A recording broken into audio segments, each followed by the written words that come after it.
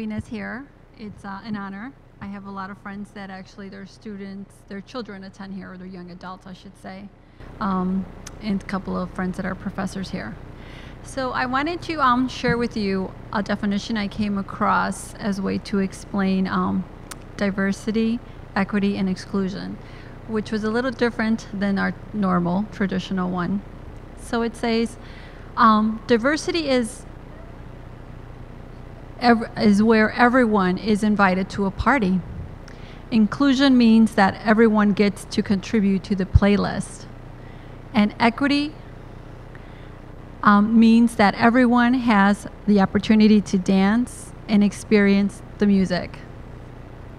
A more traditional way to explain equity is fairness, equal treatment under the law, access to education, employment opportunities, and fair wages.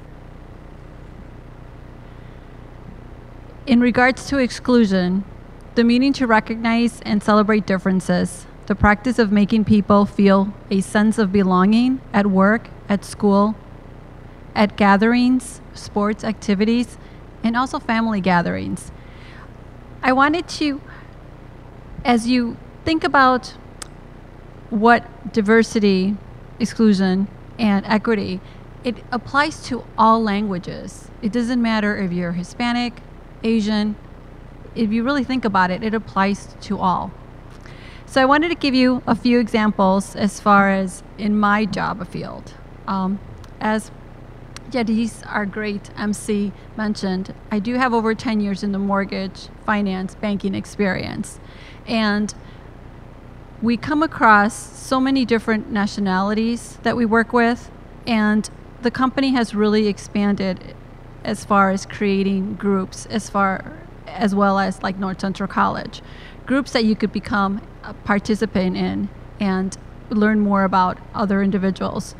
For example, with our company, we have the Latino Alliance, we have the African American group, we have the Asian, and being able to participate and join at different levels, from becoming a member or the CEO of that group to just volunteering and getting to learn from one another.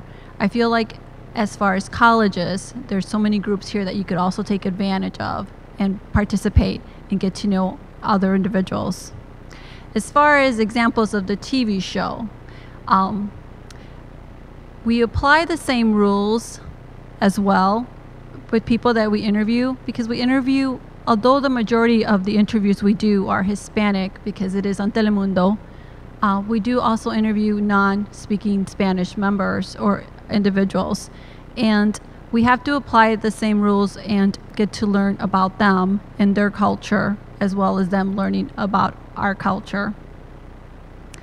So as you think about people that you meet or people that you want to get to know better, as well as people that want to get to know you better, I think we have to also focus on the feeling of belonging, which inclusion mentioned that as one of the definitions.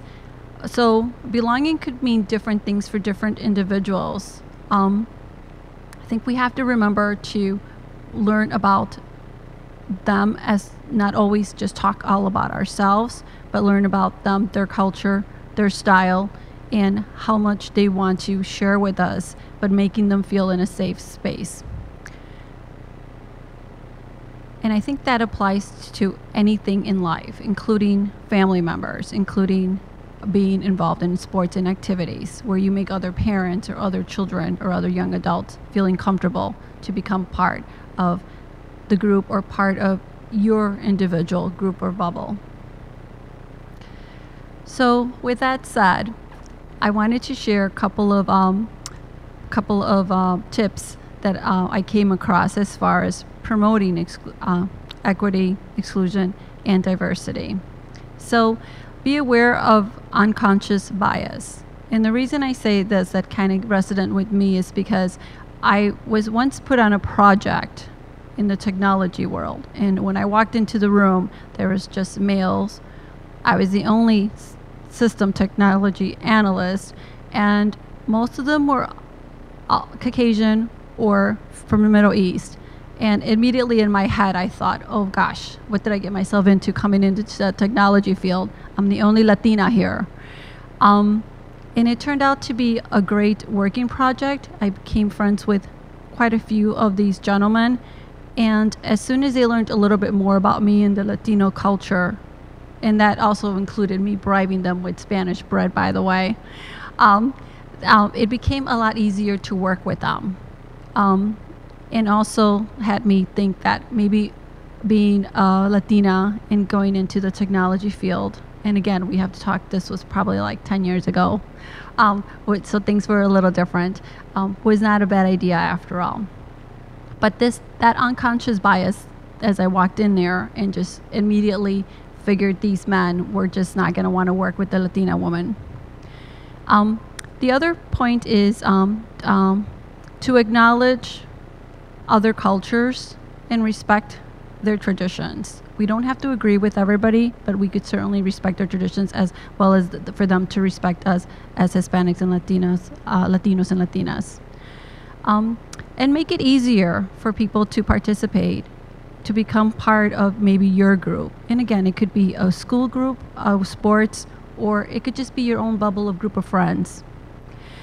And lastly is to always treat others with respect and dignity, the way we want to be treated. And that's why I say once again that a lot of these apply to all nationalities. You don't need to be one or the other, and it applies to all genders as well.